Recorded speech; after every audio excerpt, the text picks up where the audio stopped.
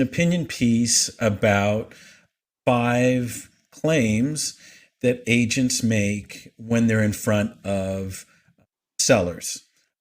Maybe they're up for a possible listing, and we want to go through these 5 common claims and break them down a bit and give you some alternative ideas on how to take this information in. It's not every day that clients are selling their house. You and I, Darren, and agents, we're in the bubble every day doing this. So we hope this is insightful and kind of gets rid of the confusion a bit. Well, let me go ahead and start reading. Securing a listing these days is tough, and some agents will say just about anything to get a seller to ink a listing agreement, whether it's true or not. Finishing up a listing presentation a few years ago, I asked, is there anything any other agent has told you or shown you that I have not? Thinking for a moment, the seller stated, yes, another agent, he provided her name, said she is #1 in the county for sales. That's hard to beat, don't you think? In the shocked silence that followed, I scrambled for something to say without stating outright that I knew her numbers and also knew she was blatantly lying. Calling back a few days later to check on the seller's decision, he let me know he was going with the #1 agent. He said, thanks for visiting. Having sat through hundreds of listing appointments over the years, I've encountered just about every lie that a competing listing agent could tell. Although it's easy enough for me to spot the falsehoods, it can be tricky explaining them to a seller. I have never been one to bash another agent, and I have struggled on numerous occasions to keep my cool while other agents push the boundaries of reality to score. Here are the top 5 claims, let's say, listing agents tell, and a few strategies for effectively responding. So, Darren, based on that intro, anything you want to say? No, I think it'll come out when we start Yeah. on the itemized things. Okay. Yeah. Yeah, good. So #1 claim, I can get you a higher price than anyone else for your listing. This tactic is called buying the listing, and it has been around since pictures of animals began showing up on the walls of caves. Trained agents can head this off before it can happen by addressing it right out of the gate. So here's some answers back from an agent's standpoint. We know that some agents might be tempted to give you an artificially high price to get you to sign with them. It's called buying a listing, and we believe it is a deceptive practice. Integrity is one of our core values, and we will not do anything to undermine our relationship by overinflating a list price to get your hopes up or to get you to sign with us. Another one is we have run a comprehensive market analysis. We believe a fair market price for your home, should you choose to go on the market today, falls between this number and this number. Because we know most sellers are not ready to hit the market immediately, we will come back the day before you are ready to go on the market and provide an updated market analysis to make sure you launch your home onto the market at the best possible price at that time. And then the final answer on this, the truth is buyers are the ones who actually determine prices, not sellers or their agents. When ready to go to the market, we will strategize together to set a price that provides the best opportunity for you to get the highest price and best terms. Is that okay with you? Okay. So that's a lot to unpack. That's a lot to unpack. Yeah. But all that is legit. And if again, this is agents talking to agents. Most of you listening are not in that category on the seller side. But so this is some of the responses that agents give. The latter responses are not sexy. Again, that's the Hmm. very interesting between having integrity and communicating clearly. So we could come into a listing and say, all agents have the same resources to see what's sold. The way you evaluate a property is a combination of other sales in the neighborhood and then what unique features that property may have.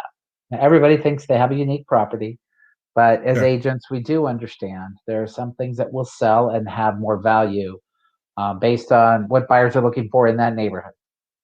Um, so we point those things out, and there are pricing strategies. So for being realistic, we can say, well, look, there's a reasonable amount of agents out there that intentionally underprice, and they hope to drive the price up with multiple offers. We've had the conversation of, if you want to price here, we don't see the market delivering that, and it is the market that will ultimately determine the value. We have to put that aside. It's we don't have that much control. We're not manifesting a buyer to get it sold. Well, Um, and I was going to say too, because we've been in these conversations plenty of times, there is no reason whatsoever that we would want to sell your home less money ever. We right. will do our very best to get the highest price. And again, with integrity, with good negotiation skills. We were talking earlier about prep to get this higher price and marketing. Yeah, All these those are things the combined to components. make a higher price. Absolutely. And we were breaking those down a little bit. That marketing is going to get people there. It's not going to sell them the Hmm. house. It's going to get them there. And if enough people come, then that uh, interest from multiple parties can drive the price up. People want to buy a house that other people are interested in. Right. They're hesitant. You go to an open house and there's no one there. Their first instinct Sure. is, yeah, I'm writing a lowball offer. If there's 100 Right. people at the open house, they're like, oh, this one's going to be multiples and it's going to go up. Um, so, you know, negotiating is an important component as well when you get to that point. Property prep is probably the biggest component. And there are varying degrees of that will get you the best price. And there's varying resources that different agents have and comfort levels and desires that a seller may have on what they do and don't want to do to get it ready. Yeah. Yeah. Um, let's move on to the next one. I have buyers for your home. I have lost count of the number of times I have countered this argument. It sounds so good on the surface, but underneath it represents a disregard for the seller's best interests. When we hear this argument, we respond as follows. I'm so glad you mentioned that. One of our goals is to get you the highest possible price and terms and protect your best interests. First of all, you need to know that this is not a common tactic agents use to get you to sign a listing, and it's not in your best interest. Although they may or may not actually have a buyer, the odds are very low they have a buyer for your exact home. You will usually get the best offers by going live on the market and letting everyone out there compete for your home, not just one buyer whom the listing agent controls. And then another counter here is additionally, if your listing agent brings you a buyer, that is dual agency and is actually outlawed in some states across the country. Your best representation happens when your agent represents you and another agent represents the buyer. All right, let's unpack.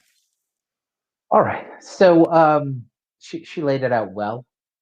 We've sold homes where we've said we have a buyer, and Yep, but we've talked through it and pointed out that you will get the highest price by going to the full market, exposing the property to the largest quantity of potential buyers. That's yep, indisputable.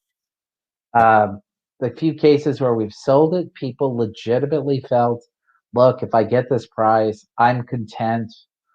It's easy. I don't want to go through prep. I don't want to go through showing the house. I don't want to go. And that was worth it to them.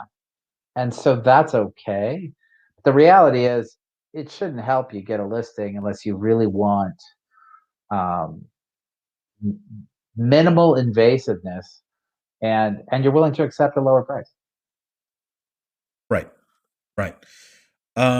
The other thing that you mentioned too was, um, oh, I think that's coming up on number four. But going back to buyers for your home, I mean, we certainly use that, but we're truthful about it. When we go out to sellers, we actually do have a buyer. There is a special need. It's not just a marketing tactic. It does happen. Right. We've had some success with buyers for sure, um, in finding them places. It's not a large percentage of our business, but it works. Um, Right. and even when we reach out, we don't know. We're we're walking a specific neighborhood, or we're identifying a specific characteristics of a house, and we really do have a buyer that Yeah. really does want what we think we know about your house, which might be 50%. We could show up and the other 50 just doesn't match. Yeah. And that kind of brings it to the other thing we talked about, the last thing here about dual agency and the best way that works.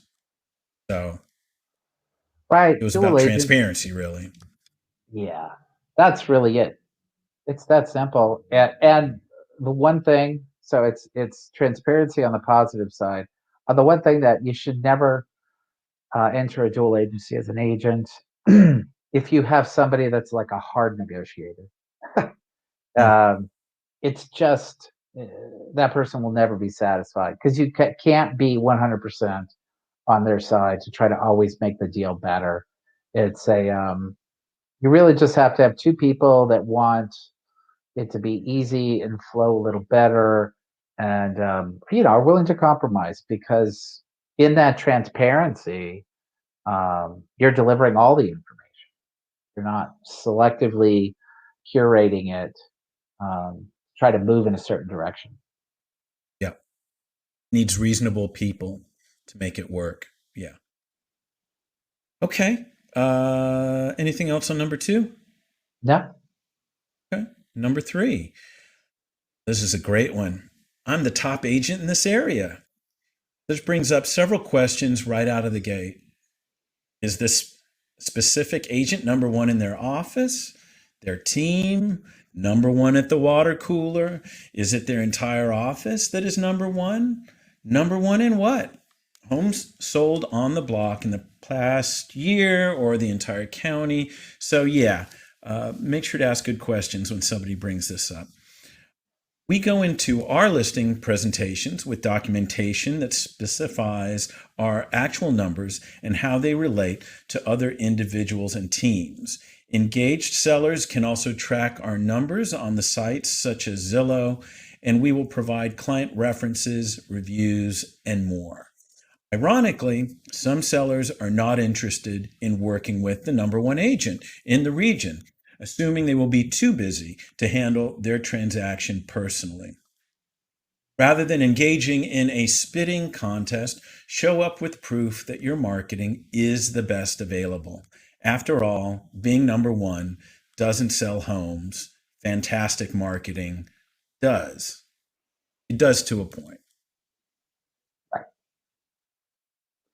Um, yeah, it's true. Number one, we say, and it's in our presentation, that we sell the right amount of homes that works for us, not being enough to have a good sense of the market pulse and what's going on and how things are Right. moving. So we're active enough to be really engaged, but we're not so active that we're figuring out how to shorten all of our engagements with our clients. We have time, we give them time to make sure they understand and are comfortable with the process.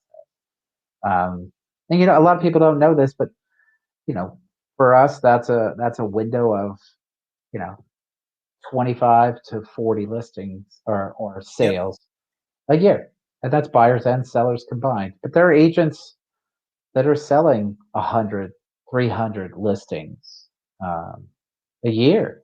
You know, it's a big number. Right. Again, it gets back to the personal preference and needs that you have. As you said, 200 transactions. I don't know if that one transaction is going to get the attention they need. And we kind of fit in that Goldilocks mode, as you were saying, between being small enough and also having some volume that we're still able to give attention to clients. Yeah, it's not just about number one. It's about your number one. Yeah, my line earlier was I'm number one. My wife thinks I'm the best realtor. That's the most important thing of all. There you go. I should write that in our listing presentation. All right, number 4. We have access to a special pool of buyers through our national networks. Sometimes it's international networks. This one sounds plausible because some agents do have contracts with national relocation companies. Again, though there might be buyers in the network, you must understand buyer behaviors to combat this one. The script we use is as follows. Some agents will tell you they have a national relocation network that provides them with access to a larger pool of buyers. Although this sounds logical on the surface, you have to remember that buyers, even if they have a signed contract with a relo company, are still acting like normal buyers. They are constantly on their phone checking out homes in the area to which they will be moving. In other words, they will still see every listings out there regardless of whether any agent has a contract with a relo company or not. So, ironically, though this sounds like an advantage on the surface, it has no actual benefit at all. Also, remember that of the listing agent brings in the buyer, it is dual agency, which is not in your best interest. Back to dual agency again. Sure. Yeah, go ahead, Darren. Yeah, well, I can name a list of companies, I can name the MLS, but the bottom line is absolutely everyone has access to national and international buyers. It's called the internet. It's really that simple.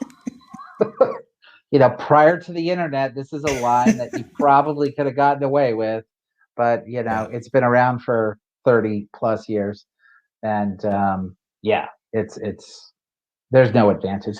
We spoke about this briefly. There might be one advantage, the only one right, we could possibly think of, and that is maybe the less engaged, more higher end, super high end buyer. Those types of transactions may happen a little more on the network to network because they're not in the grind. They're less likely to right, be in the grind. right. In my opinion, we're talking, at least 10 million plus in Yeah. price. And that's why I was going back. I was thinking of this when we were on number 2 about buyers. I mean, yeah, there are privacy issues, just time issues and whatnot, and then pricing issues where, yeah, it's a high price property, and there is a smaller pool and network of buyers for that. So, Absolutely. And that's where, it goes back to our language from earlier where, I have a buyer, it means, okay, you'll accept a little less to maintain your privacy and the ease of the transaction. And you can see that making sense in, if it's a celebrity home, somebody who their privacy is super important. yeah. Yep. Um, Next, number 5. Oh, this is a classic. If we can't sell it, we'll buy it. The greatest lies always have a grain of truth in there somewhere. Yes, it's true they will buy the house if they cannot sell it. Maybe. The real question is, will you be able to sell to them at the price they will offer you? If this deal is so great, every listing agent in North America would be making this claim. We do this, Darren. All But you have to do when you hear about a competing listing agent using this program is ask the sellers if they have received the guaranteed price in writing and whether they would actually be willing to sell their home at that price. You can also mention that the guaranteed price might be the starting point in some cases, but the agent buyer might take deductions based on property conditions. There are many more lies out there, but these are the most common ones I encounter regularly. With good scripts and practice, you can counter these when you hear them. Additionally, make sure you always ask if any other agent has promised anything that you have not. That will be your window into what has been said by others and will provide the opportunity to counter any lies with truth. Right, Carl Medford, CEO of the Medford team. Thank you for this. Sure. So where do we start here? We don't see this one a lot where we sell real estate. I think we Yeah, saw it more in the past, and you might see it in more rural, suburban areas. Um, right, it, again, she unpacked it very well early on. So there's a list price, what you're hoping is a market value price, and then there's a guaranteed purchase price, which is almost always below that price. Um, so gosh, there are not a lot of agents that want to, if this is a normal pitch, that want to go out and buy a bunch of retail houses. If you're an agent, right. you're a little bit of an insider. You want a discount. Now, if you're buying for yourself, if that's like a one-time thing, you can't have that at a listing presentation 100 times a year. Then maybe you'll pay retail. But other than that, if you're buying to invest or remodel and resell, you want a discount. So you're committing to a discounted sale if ultimately the agent buys it from you. Yeah. Uh, we talked about this earlier, and it's the hidden number six on this, but most of these five have to do with agents and sellers living in a very, very good market that allows you to say these things without really taking the heat on the other side if it doesn't work out. Been an upwardly momentous market, right, for the last 10 plus years now. Gosh, feels like, yeah, it has for quite some time. And it's you can get away with more of these things in an up market, is what you're saying, and that is 100% true. And an agent is willing to stretch the truth a little more Right, because of that as well. They won't be stretching it, nearly as much in a soft market.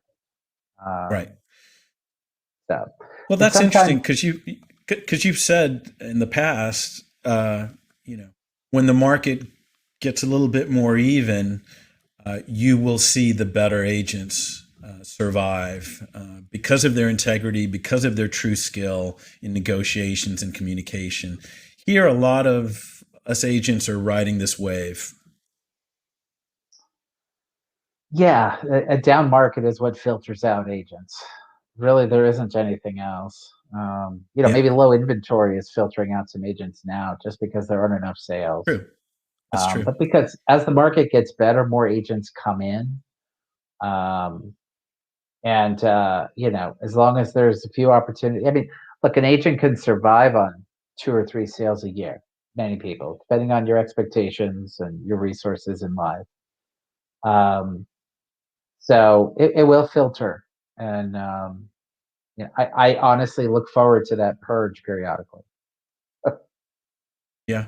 I was reading something, an opinion piece again, talking about, you know, 50% of agents might might end up leaving because of the lower inventory.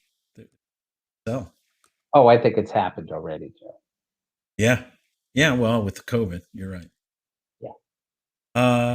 Okay. So overall, it's the same old story. Buyer beware.